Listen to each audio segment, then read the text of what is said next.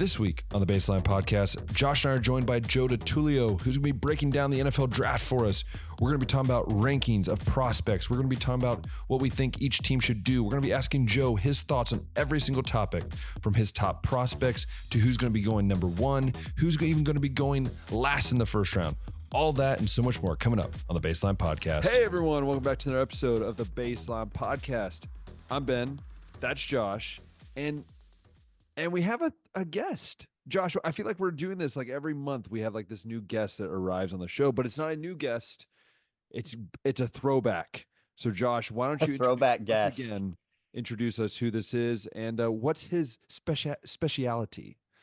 Yeah, so if you guys have been following the Baseline for a little while, you'll recognize Mr. Joe DiTullio down here from the Game House. He's all things NFL as far as the draft goes, film study, picking games and stuff like that. So, Joe, it's great to have you back here as we approach another NFL draft. How are you, sir?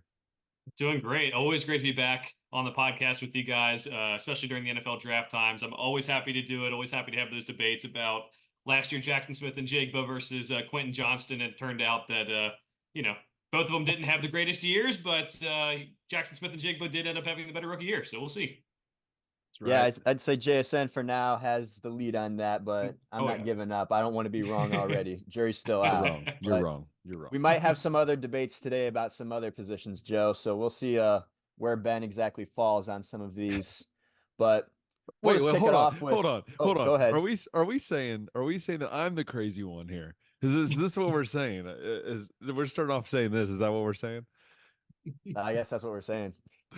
No, we'll have our agreements today, Ben. I know that we've been agreeing about more. Some guys.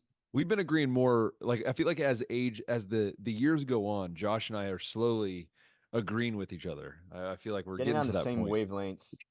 Do a show together long enough. I guess that's what happens. It's true. Joe, we'll start with an area that nobody seems to be arguing on, and that's who the Chicago Bears are going to take with the number one pick, and that's Caleb Williams, quarterback from USC. Everybody's calling him a generational talent, making the comparisons to Pat Mahomes. Of course, all the haters always got something to say about the way he paints his nails and does his lips, and just in the overall on-seriousness, it seems like off the field and not in competitive spirit. But we'd like to hear from you, Joe. What do you think about Caleb? From what all the film says, maybe more so. And then you can give your take on if any of that off the field stuff might affect his draft position at all. But it seems like everybody's pretty locked in on him going first. Yeah, he's definitely going number one. I'm a little bit different on him than I think everyone else. He is quarterback one in this class for me, but I don't see him as some like generational quarterback prospect. Thank you. And I have him as the same grade last year as CJ Stroud. CJ Stroud was quarterback one last year. Caleb Williams is the same grade. Now, obviously, CJ Stroud outplayed that grade by anyone's expectation because he was awesome. But no, I have legitimate questions about how he's going to play in structure in an NFL offense. Can he take the checkdowns when that's the only thing open, or is he going to keep on taking chances down the field? He's good at scrambling, but like in the Patrick Mahomes way, where he's not going to ever like kill you with his legs. It's just going to be scrambling to extend plays, maybe picking up a first down here or there. So I have him like 6 on my big board right now. Everyone else has him 1 or like, oh, this is the dumbest thing ever if you don't have him number 1. But I feel like there are some things if you watch the tape where it's like, yes, his offensive line this past year wasn't that great. And yes, he didn't always have the best talent around him.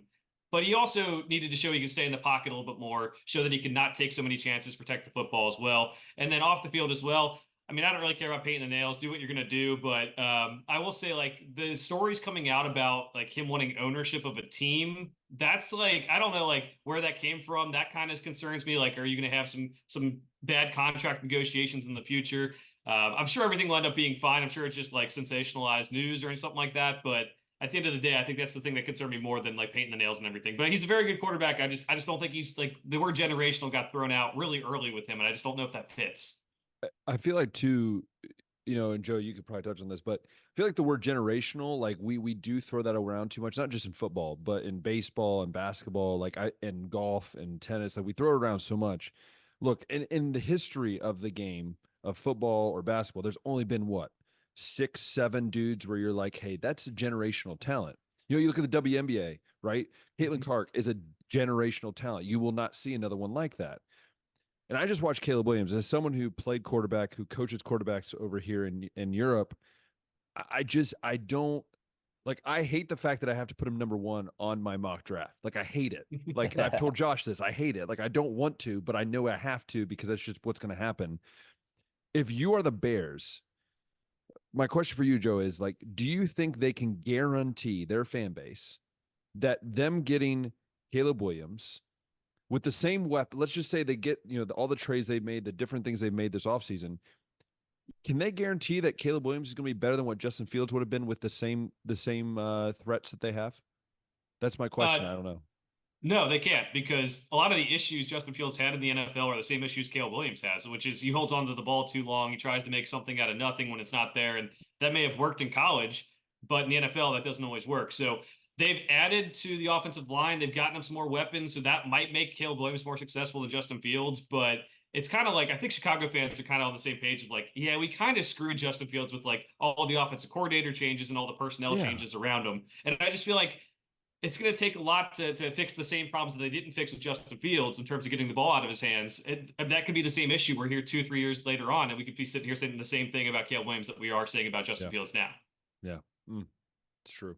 Facts.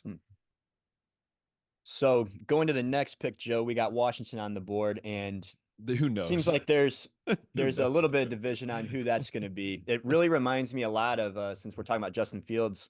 It always seemed like Trevor Lawrence and Justin Fields were always going to go 1 and 2 until Zach Wilson's pro day. And then we saw Justin slip out and Zach ended up being the 2nd overall pick. And I feel like the last couple years, it's been Caleb 1, Drake May 2. But now all of a sudden, Jaden Daniels is getting mocked very, very high. Most of the time now I'm seeing him as that lock in at number 2.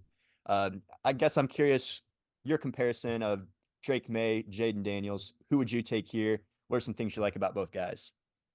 I'm a Jaden Daniels over Drake May guy, but they are literally back to back on my big board. I think they're very similar in terms of how much value they bring. They're just totally different players, obviously. So if I'm Washington, I think you go Jaden Daniels, take a little bit of the risk here. You have a guy who can extend plays with his legs, and even more so than Caleb Williams. Like Jaden Daniels, I think he rushed for like almost 1,000 yards this past year. And this year specifically, his improvements were pushing the ball downfield. Whereas the first year at LSU, it was more about like short passes or, creating things with his legs when things broke down. So the fact that worked out, I mean, yeah, he had some good weapons, but he utilized them pretty well too. I have him a little bit above Drake May. Drake May's tape this last year wasn't as good as the year before, and I think that maybe dings him a little bit, but I still think, they're still in the top 10 of my big board. And I usually don't rank quarterbacks that high. I don't like adjusting for positional value. I really do think that those two guys are good guys who could be, I would say, franchise quarterbacks for their teams for 10 years. Yeah, it's very fascinating to me. I have Jaden Daniels just above Drake May in my mock. I think since the beginning, that's kind of like the way I've seen it. Now I'm a big Drake May guy. I think Drake reminds me a lot of like one of those QBs that, he went to a big school, but it wasn't like where it's in the spotlight all the time, right? You look at Jaden Daniels, he's playing the SEC, he's in the spotlight every single week. But Drake May, like when you watch his tape, now I agree with you. His tape this past year was not great. But again, if you look at the team, his team wasn't that good, right? But I just look at Drake May and you look the whole scale. Like Jaden Daniels, like, he started at Arizona State. Like it's not like he had tape that was like blowing you away. Whereas Drake May, like since his freshman year, we've all been saying like this guy's gonna be a top 10 pick. And I guess for me, the one thing I like about Drake May is that like he's been consistent, whether maybe he could be better in certain areas. I think it's almost like he's hurt himself because I don't know if he could really gain himself any extra spots because of just the fact that he's been consistent in what he does. The only reason I have Jaden Daniels over him is because it's this new NFL.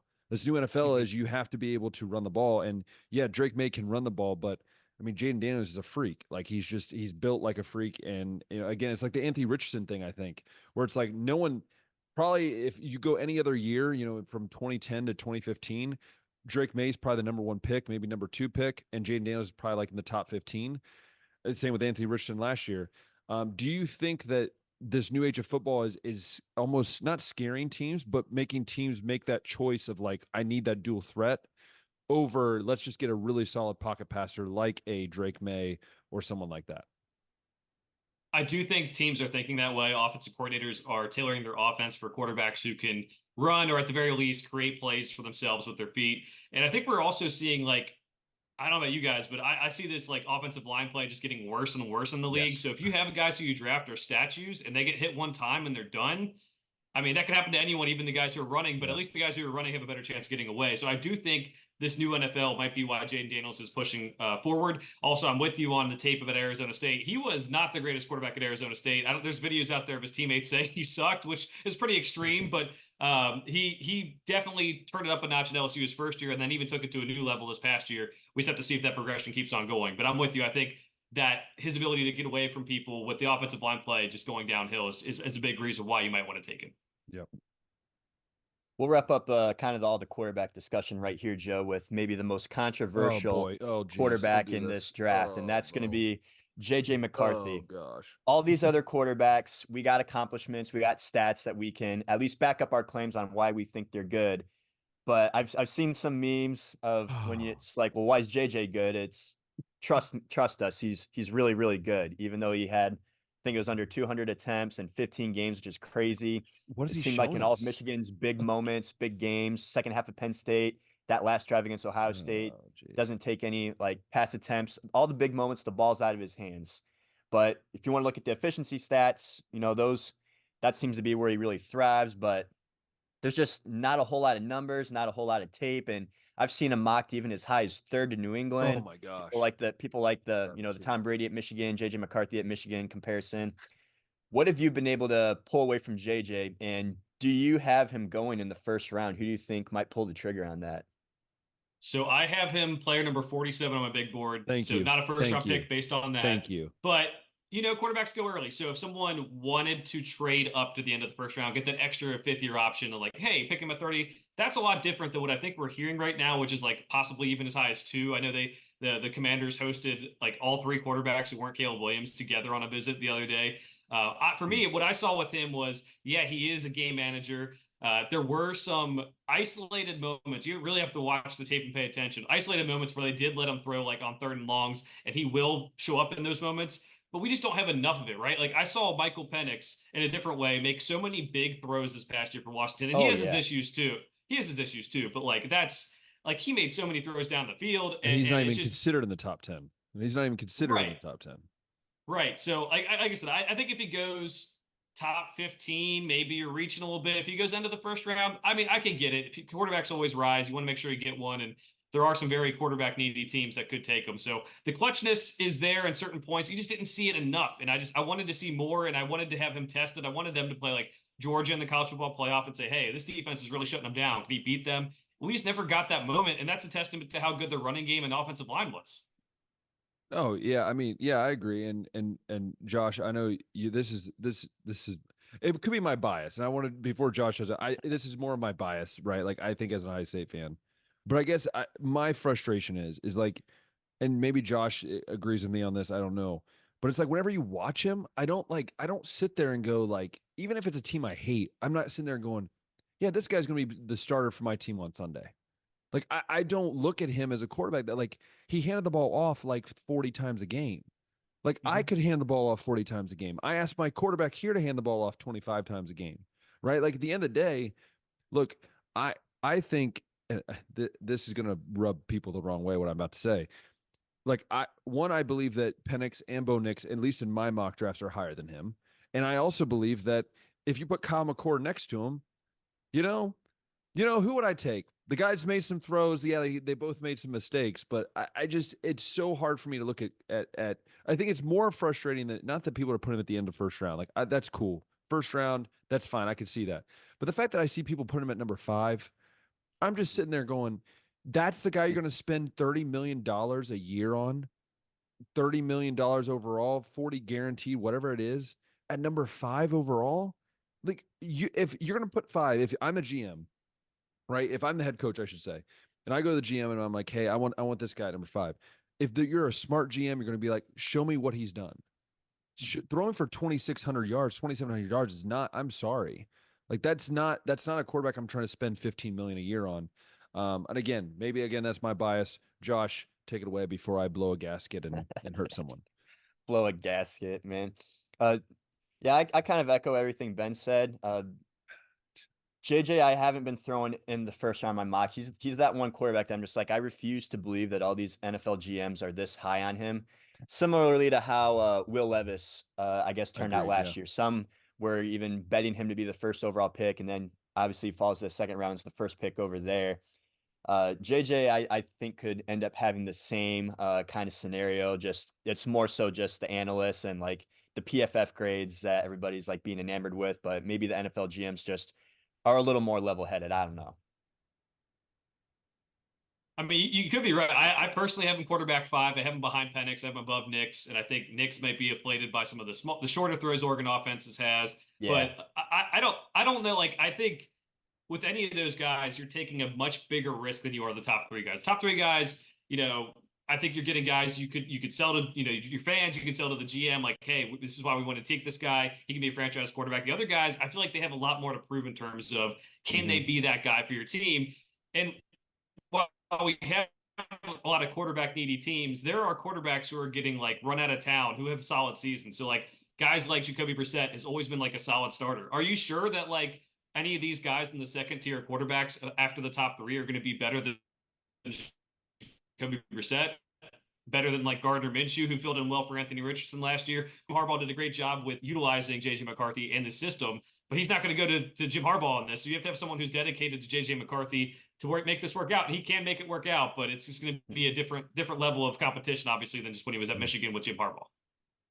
Agreed. Yeah, I'm right with you there with JJ QB5. Talk to us a little bit about your big board. I'd like to hear who you got ranked in the top 10. I know you had Caleb at 6, which I'm sure will surprise some people, but I'm sure you got your reasons for that. Who do you have? Who are those first 5 guys you have above him? Let's just go there in order. All right, we got Marvin Harrison Jr. He is the best player in the class. He's the best receiver I've ever scouted. I've been doing this, I mean, officially for like 6 or so years, but even I'd say best receiver since the AJ Green, Julio Jones class, probably at the very least. Joe Alt is next, the tackle out of Notre Dame. Just always held up, like did everything he could have wanted, has a lot of starting experience. I'm still really high on Olu Fashanu out of Penn State. I think there are some concerns about his strength, but I think you get a tackle that's that athletic. I really do like him. So he's number 3 on my board. I have Brock Bowers, number 4. Tight end kind of scares me. Tight ends drafted early don't always work. But he's right. He's a receiver. He's a weapon. He's a weapon. He loves to block too. So if you want to use him that way, like he'll be fine. But he's like he held up every game you're watching Georgia play, and you're like, okay, Brock Bowers, come on. And then he does something else incredible. They give him a you saw when he was in there. When he wasn't in there, you saw how different their offense was. It was so one-dimensional when he wasn't in there. Yeah, exactly. So, and they found ways to get him the ball, and it was great. And he didn't have the greatest tape last year because he had the tightrope surgery on his foot. So, I think he's still great. And he's going to fall to teams like in the 15 range, and whoever gets him will be very happy. And the number 5 is Malik Neighbors, the wide receiver at LSU. I don't really buy the people who think he's better than Marvin Harrison Jr. But if you don't get Marvin Harrison Jr., I think you're like, okay, we get Malik. It's fine, but it's not Marvin Harrison. Like everything that Marvin Harrison could do to be the number 1 player in this class, number 1 wide receiver, I think he held up this year. I thought he was incredible and just mismatched problem entirely. Do you think, and this is what I've noticed lately, I've been hearing a lot of this chatter about Neighbors being better than Harrison. I'm sorry. Did you see what Marvin Harrison Jr. had to play with last year? A quarterback who was inept to get him the ball at certain situations. I'm sorry. I've watched Ohio State football my whole life. A lot of great receivers that I've watched in my whole life growing up. And then also college football. There's not a guy where I went he could probably start for any NFL team right now. By the way, that was when he was a sophomore. My question to you is, do you think people are having more of an issue with the tape last year, or more of the issue with the fact that he's not doing any of the pre-scouting things and it's ticking them off, so they're just putting Neighbors ahead of him? Because I feel like that's maybe what it is. It's like he's doing his own way, he's doing his own thing, and people are annoyed because that's not what everyone normally does. I honestly can't put my finger on it because you're right. I think the quarterback play maybe had an effect on him. Kyle McCord obviously wasn't the greatest. He, in a weird way, he helped a couple corners in their draft stock, right? Because Cam Hart from Notre Dame matched up well with Marvin Harrison Jr. in that game. Max Melton from Rutgers matched up well with Marvin Harrison Jr., but it wasn't like Marvin Harrison Jr. didn't play well against him. No. I think it was more of a problem of getting him the ball. Yeah. So it's kind of a flip there. But no, I think I don't know why people. I think it's more just hot take media of like trying to make discussion, trying to do things. I'm sure there might be a team or two out there that has Malik Neighbors above him on the big board. You look at Marvin Harrison's game and you're like, what is the weak spot? Like he plays like his dad did, who was way shorter and smaller than him, but he's 6'4". And it's just tough to say. So unless there's like some preferential, like, hey, we already have 2 6'4" guys, we're looking for a guy like Blake Neighbors who can stretch the field a bit more. Yeah. I mean, that makes sense. But on any can also team stretch or the field. anyone's, he can too, right? You can just have a whole basketball team of 6'5" guys if you want. But I don't know. I just don't see any argument that he can be better. But he's still a very good player, obviously. Yeah, of course. Yeah. Those 5 guys you got there, Joe, I'm curious where you got them mocked. So you said Marvin Harrison. I think Ben and I both got him going 4th to Arizona. Yeah, Arizona, yep. Malik Neighbors, I got going 5th to the Chargers. Same, I think you got to go and get some receivers since they just got rid of their 2 starters. Joe Alt, I got going to the Giants. I know that's been a popular destination I have him for going JJ, to the Titans. I have him going to the Titans. Danny Dimes got sacked like 17 times a game last year. I think you got to like protect your $40 million a year investment there. And then Brock Bowers, I think he could go a lot of different ways. I got him going 10th to the Jets right now. Bears. No, I've changed so many times with this mock draft season, probably more than any other, with those picks that are outside of maybe the top 2 or 3. And I think it's just, I know, is Arizona going to trade down or the Patriots going to trade down? Mm-hmm. It makes everything Always different. tough.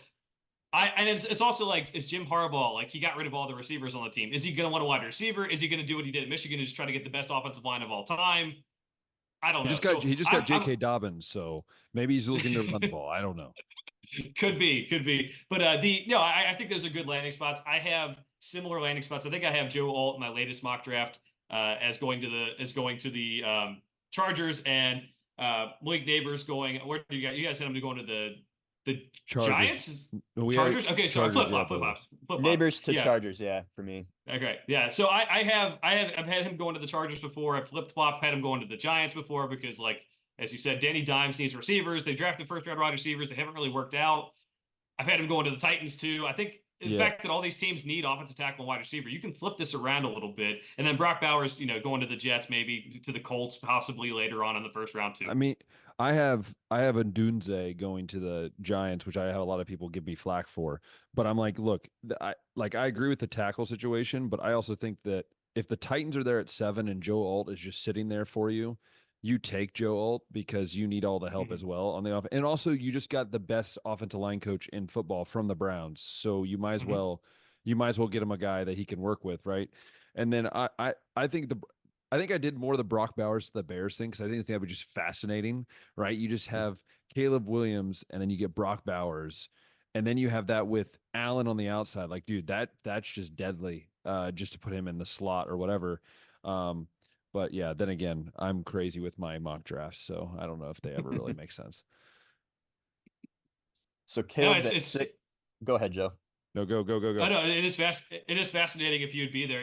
In that case, you'd have to use them the right way because you already have Cole Kmet, and I think they would use them right that way ultimately. But it is like what a fascinating thing where you can just put like all the chips down, like, hey, Caleb Williams, and then we have Brock Bowers in this offense. That would be pretty fascinating to watch. That'd be so much fun.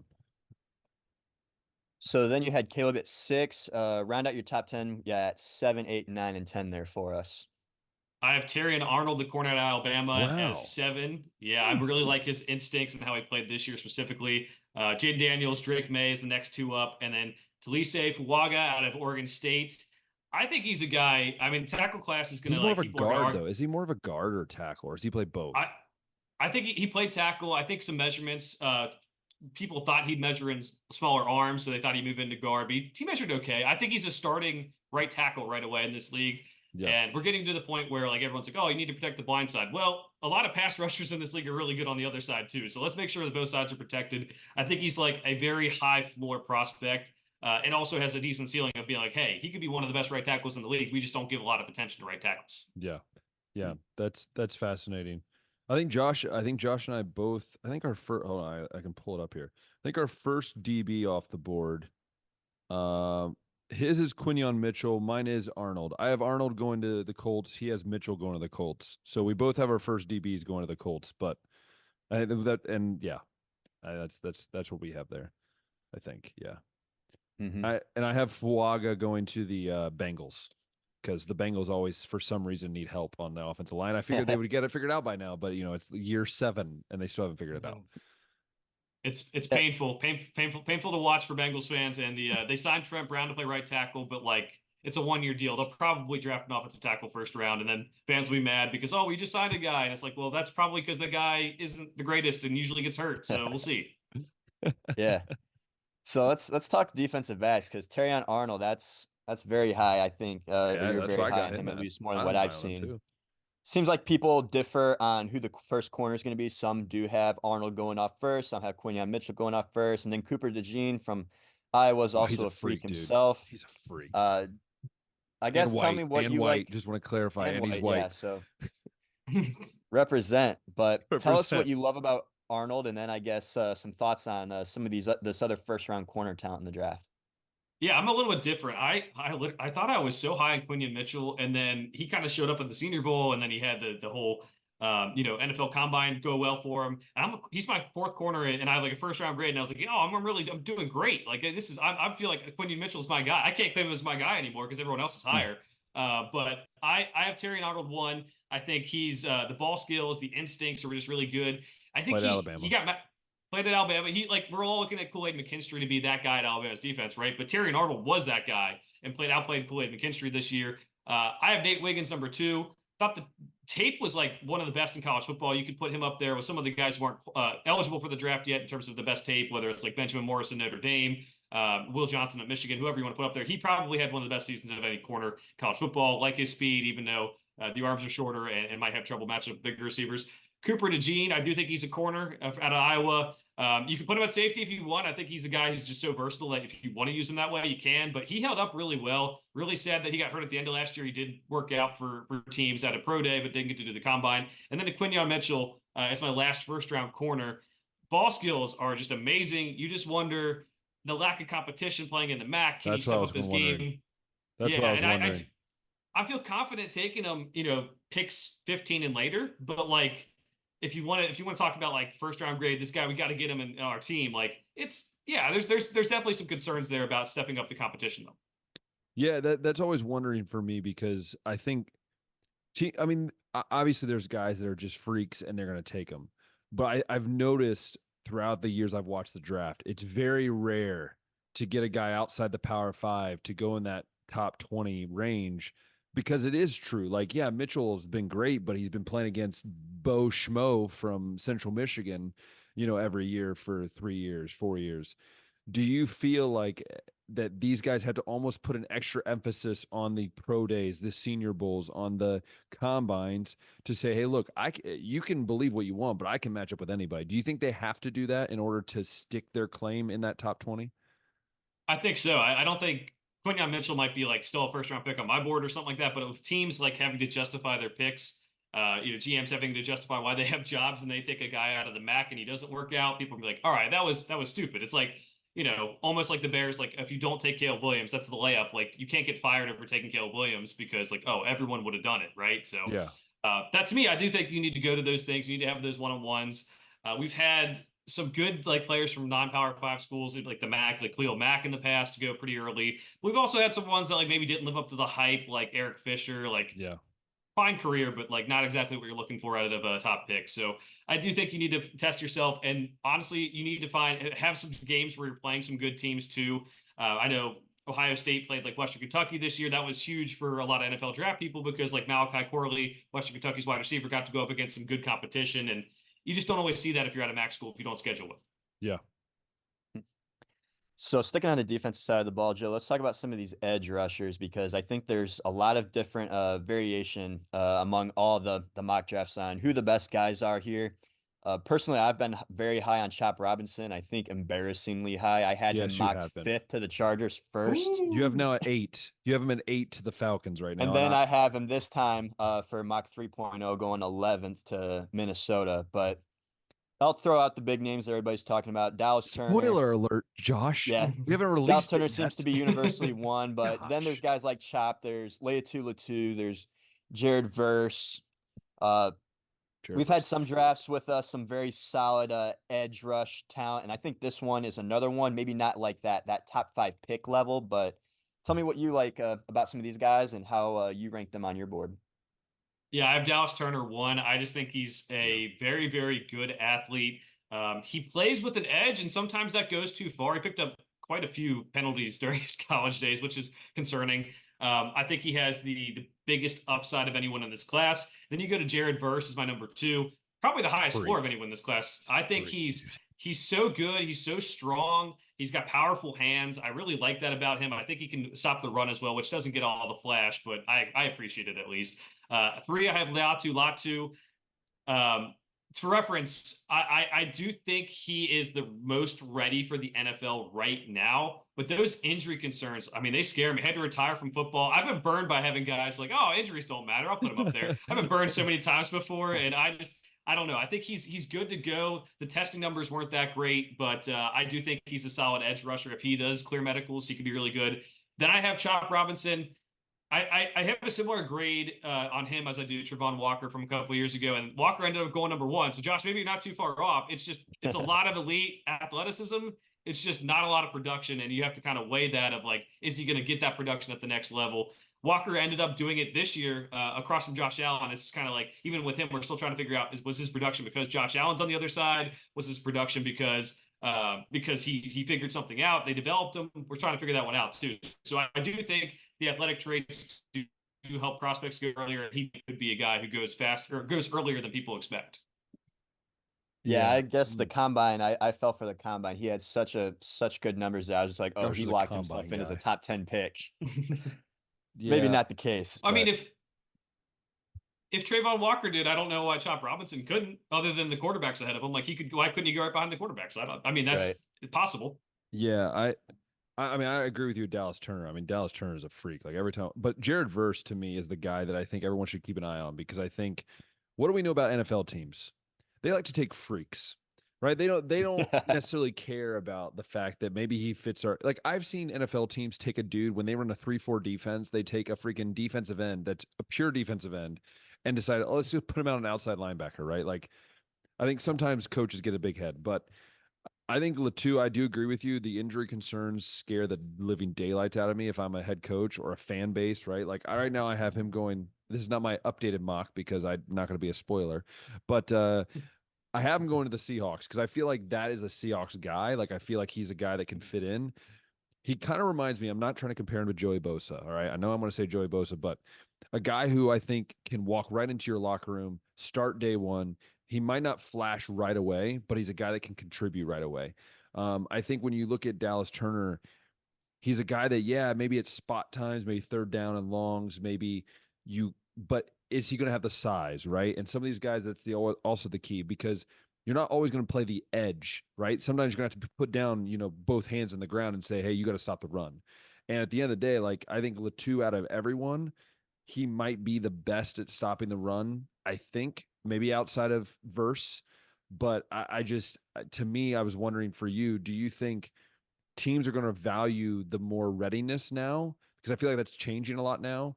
Or do you think they're going to value that upside after that? I think the teams early in the first round go for that upside, and so they'll like that might be why Dallas Turner might be mocked higher in a lot of people's mock drafts. It's like, oh, this guy could turn into, I don't know, like the next Von Miller. That's not a player comp, but just like the next Von Miller in terms of a guy who's more of a speed rusher on the outside. And I do think the teams at the later in the first round, yeah, they're like, if you're the Chiefs, I mean, yeah, they're probably taking wide receiver, but you're trying to get players who can help you win now. Like you're trying to extend the Super Bowl window. You're trying to get guys who can replace guys who leave in free agency every year. So I think that's how I would kind of delineate it a little bit. But you're right. I do think that is something where teams are going to have to weigh that. And like, if you're in the middle of the pack, do you take a guy who's ready to go now so we can push towards Super Bowl? Do you take a guy to keep on developing over the next couple of years and really help your team down the stretch? Mm-hmm. Let's go over some of the teams that could really go a lot of different ways. It seems like every team. Yeah. And we got into a little bit of that with the top 10, but it seems like everybody's pretty conclusive on who the top 10 picks are going to be. It just kind of differs on the order that they might go. But let's go with Minnesota first at 11 right there. Yeah, that's interesting. A very interesting spot, yes, because no more Kirk Cousins over there. Do they get a weapon to go along with Jefferson and what's his name? Jordan Addison. Addison now? Do they go and address the defensive line? Do they add a corner? Where do you have Minnesota taking this round, Joe? I have him taking JJ McCarthy in the next mock I do because I do think he's going to go higher than maybe he should. But from everything I'm seeing, they might be trading up to get Drake May, and that might take them to number 3 with the Patriots. If the Patriots are serious about trading down, I mean, the Vikings, they have Sam Darnold, and I guess you can go in the next season with them. But Justin Jefferson has said like he wants to win. He wants to play on offenses that can do some damage. Hence why he's not at workouts right now. Right. Why waste your time, right? But no, I think they end up trading up, so that might be a little different than like I don't do trades in my mock drafts because if you do one trade, it messes up the whole first round. It's so annoying. Yep, we did that last year. We did that last year, and if you miss the trade, then yep, ruins everything. Yeah, so it's awful, especially doing graphics. If they stay where they're at, like it's going to be one of the quarterbacks who aren't in the top 3, or it's going to be, I mean, possibly a corner. They really struggled there as well. It could be another weapon. I mean, just how the board stacks up. But I really do expect them more than anyone else probably to trade up. Well, it's interesting because Josh in our last mock draft 2.0, he had Dallas Turner going, but I had Michael Penix Jr. I thought Michael Penix Jr. almost fit this team a little bit.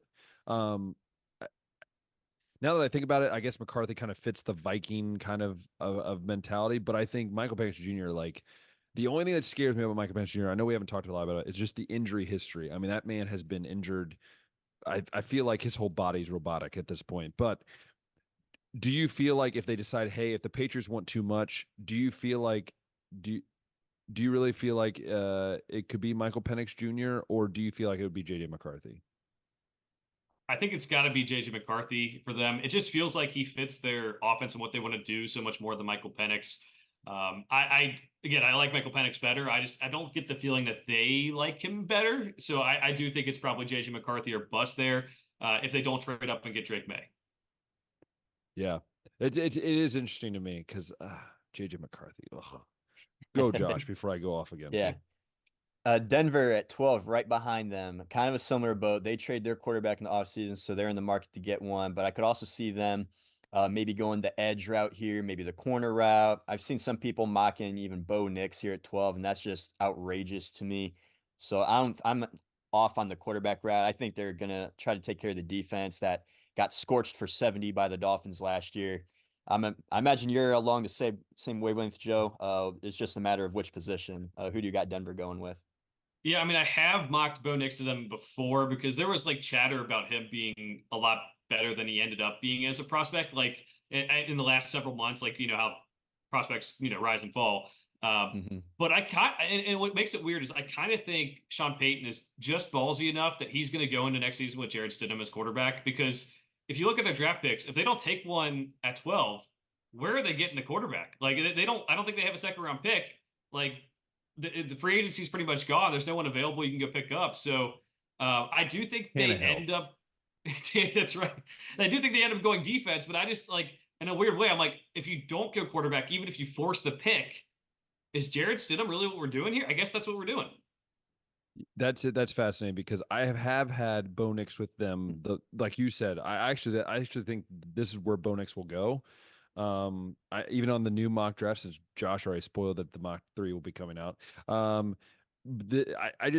me, it's either gonna be Michael Penix Jr. or Bo Nix. I just can't. Like, I know you might think he's ballsy enough to do it. I don't think in this day and age of football, like if he wants to keep his job past next year, he's got to get a quarterback. And whether that means you trade up, and I know they don't really have much to trade. That's the other problem. But I think if you can get Bo Nix, I think Bo Nix in that offense, and just maybe with Sean Payton kind of, being able to work with Drew Brees in the past, like maybe this is the offense that helps Bo Nix. But again, as you said earlier, I didn't really think about it, but Bo Nix really doesn't throw the ball deep. If people don't realize that, I think he threw it like, I think it was like 10% of his throws or something like that were over, I think it was like 25 yards or something like that. So for me, I don't know if you don't go quarterback here, like, okay, you fix the defense, but then what do you do? That's the other question. Unless you wait for someone to be cut over in the next few months. Do you get Cam Newton? I don't know. I don't know. Mm-hmm.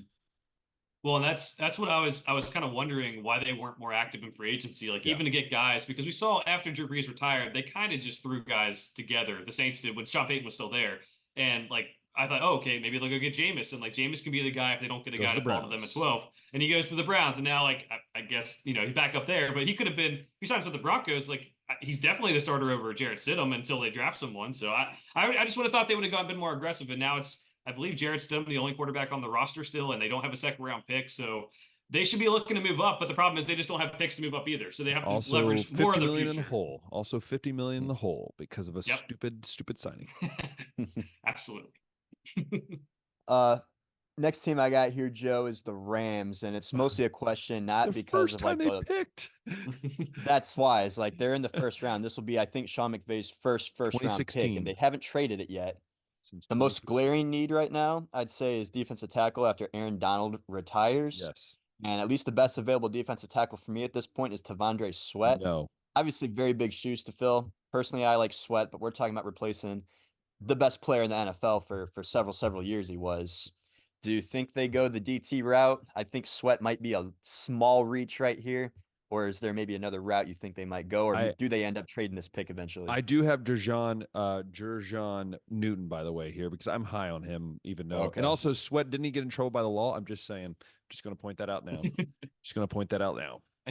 He did, and there's also reports that he's up to 390, and people do not like that because he's not very mobile anymore. Obviously it's not And his game moving to be to very LA, mobile. not a good idea for any of that. Just Right, but if you want more of a nose tackle, he is your guy. But I think they're going to want more of a traditional defensive tackle. They have Bobby Brown on the interior. He played okay last year. I think it probably will be more of like a Byron Murphy, a Johnny Newton type defensive end is where they end up going. But also have to point out, like, they're a team, I could see them doing a bunch of different things because they just haven't had the luxury of having a first round pick in so long. They did a really good job last year. I mean, obviously getting Puka later in the draft. They got Steve Avila out of TCU. Didn't have a first round pick, and like half of the roster that ended up being pretty solid was guys they picked later on in the draft. So maybe there's guys they want to replace from past drafts or something. I don't know. I think they could be doing defensive tackle. They could be doing edge rusher as well. I mean, obviously a lot of the pressure came from Aaron Donald, so we'll have to see how that affects the rest of the defensive line too. Similar situation right here. Philly trying to replace a generational talent at center. It seems like Jackson Powers Johnson is we have not the moved obvious off pick this right here. Josh and I have not moved off on this at all. We've we're like, kept this it is the a same. match made in heaven, but it's still kind of like a similar spot where it's like, is this really the guy that can like come in and like fill in for Jason Kelsey and it be like nothing ever changed? Or I know Philly also had a lot of other issues as the season went on pop up, which is why they ended up in such a disappointing end. But you on the same wavelength with us, Joe, or you see another route Philly could go? I think it makes a lot of sense. I just don't know if they'll actually do it because they're the team that more than any other, they don't really value like everyone will, if you ever mock a linebacker to them, they're like, oh, they never take a linebacker before round 3, and you're like, well, their linebackers stink. Like, they should take a linebacker, and they do that stuff. And I think like they might have the same thought process with a center. Do they move Juergens to center this year? That could be an option for them. Do they wait till later on to take a center? But that is the perfect pick for them. They replace a Hall of Fame center with a guy who. I think there might be some medical questions with him, but like you turn on his tape and it pops, freak, man. dude. So he's a freak. It's crazy. So I would say that's the best possible fit if like from the outside I just want perspective. it to work. I just want it. It sounds so romantic. It's just a perfect match. All I'm gonna say.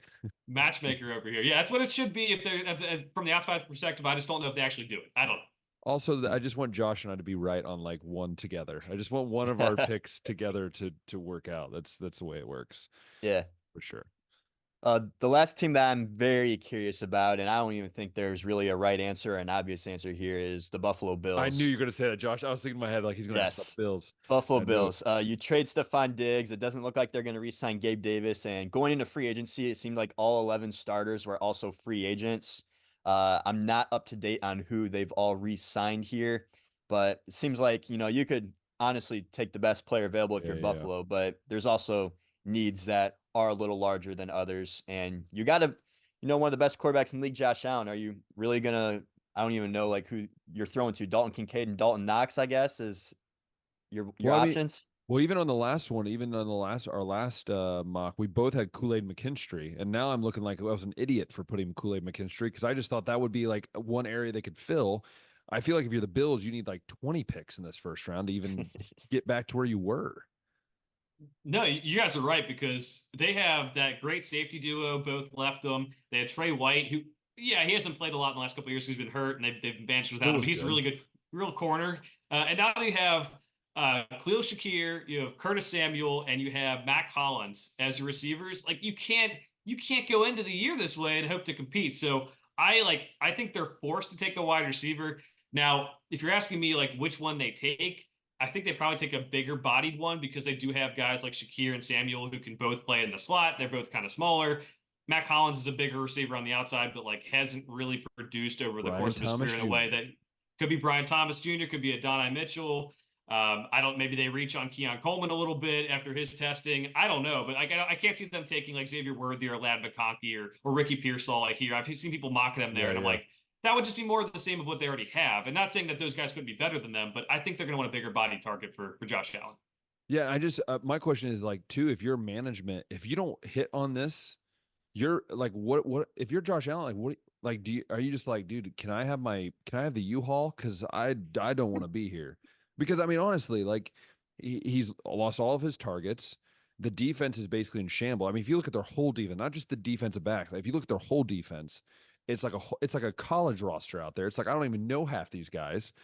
And I just, to me, if you're the Bills, like, do you think the Bills trade up? Do you think they trade up to try to get something better? I don't even know. I think they might trade down because they have so many holes to fill for a team that Jeez. thought they're like they think they're one of the best teams in the AFC next year. And I think Josh Allen can get them there, but they have to really hit this draft. And that's, they have Von Miller still as one of their edge rushers. He's not the same player that he once No. was. Do you want to start him? They have a lot of money tied up into him.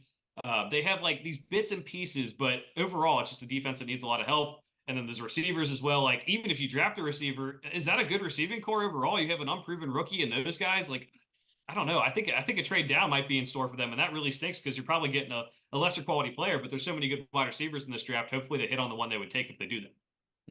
Yeah. Ben, did you have any teams you're curious about? If not, I got one more topic we can wrap up with. I have one team that I'm curious. The Houston Texans.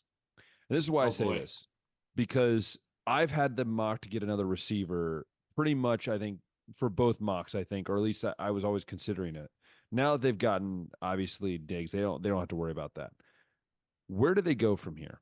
Because they could go offensive line, but to me, it feels like such a solid team, and I can't believe I'm saying the Houston Texans is a solid team. It's been so long since we've ever said that. But I feel like the Texans are at this moment where they're trying to use as much of their money to get big name free agents until Stroud needs to get paid like $60 million a year. Where do you think they go?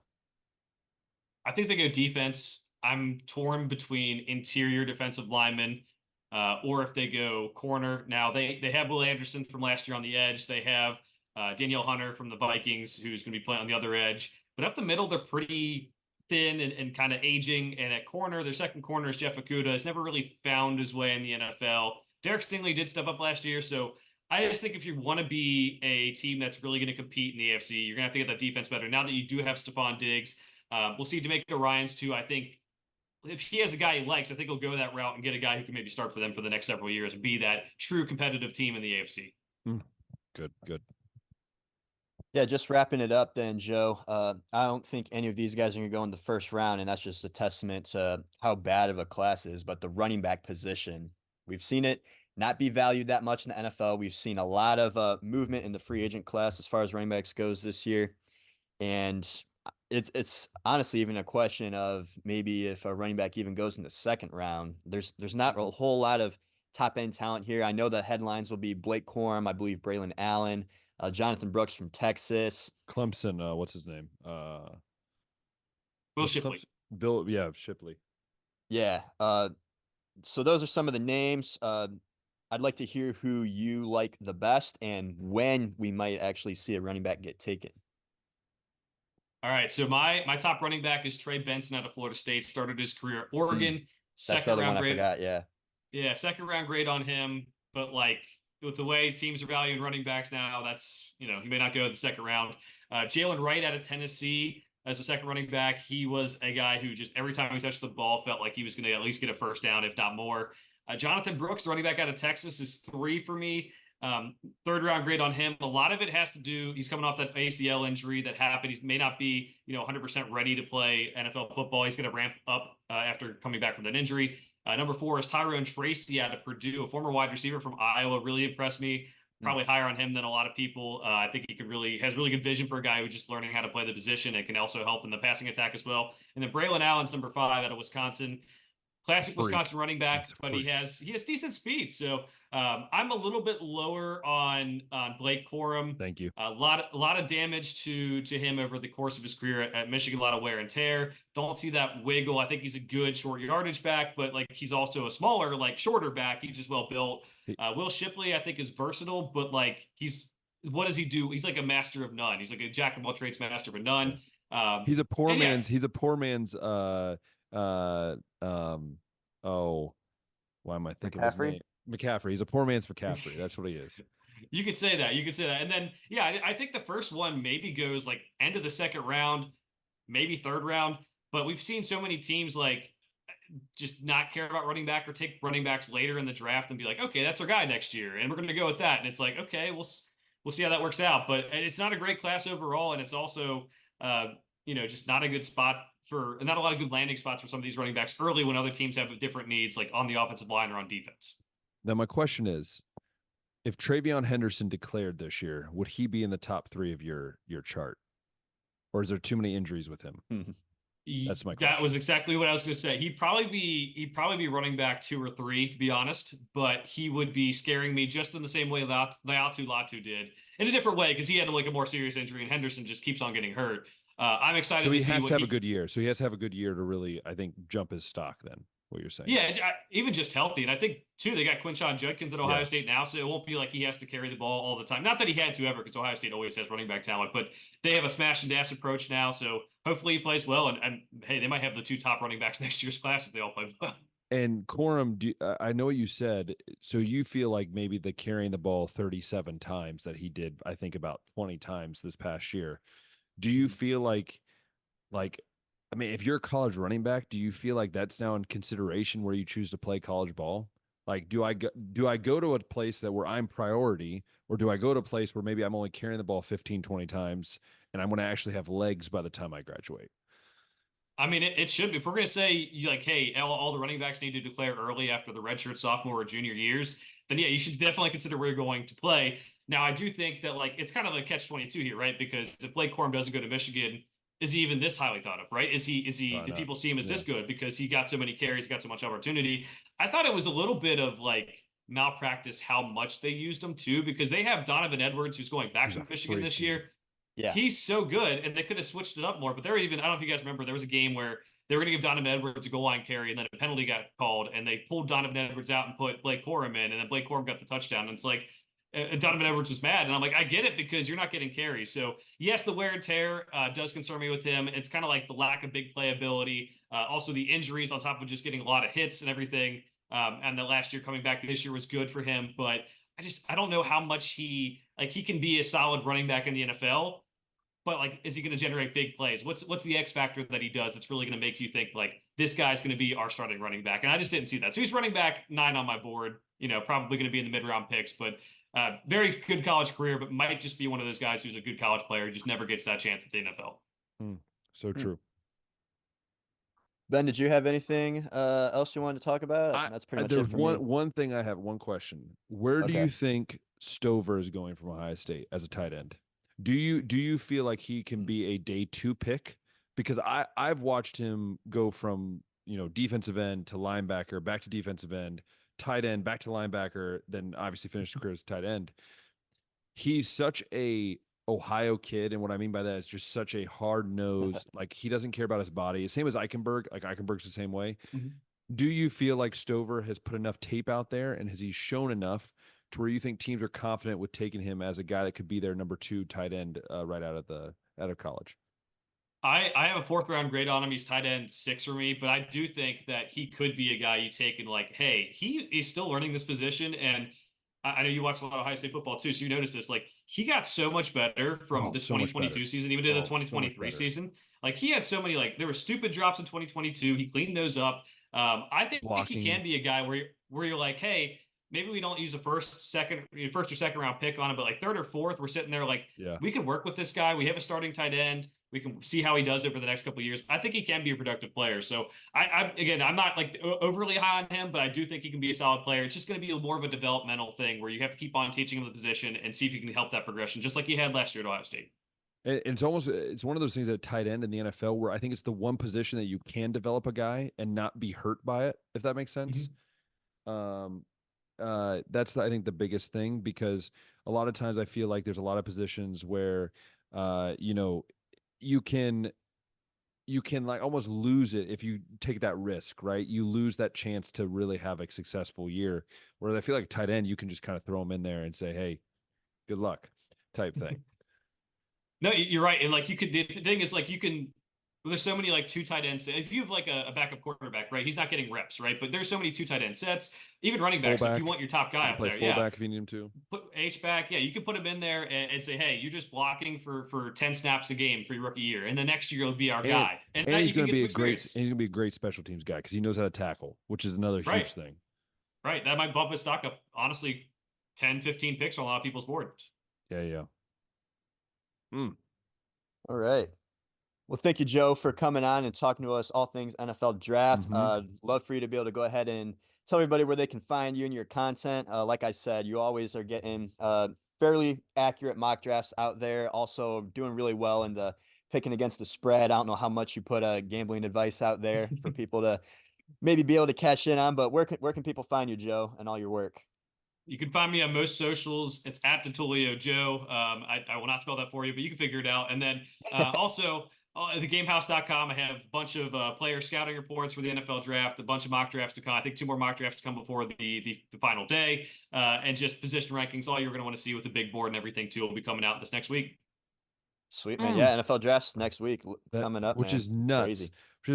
But like we said, Joe, thank you so much. And if you've loved the episode, guys, if you've loved Joe and you want to see Joe or more of other guests, then let us know in the comment section below, and also tell us who's the best looking. I don't know, or who you think is going to have the most picks correct, which will not be me, and I can almost guarantee that. But if you've loved the episode, go ahead and click that thumbs up button, hit that subscribe button, hit the notification bell. And if you're listening on Apple Podcasts and Spotify, make sure you guys leave that link somewhere, where your friends and family can find it. And as always, we'll see ya.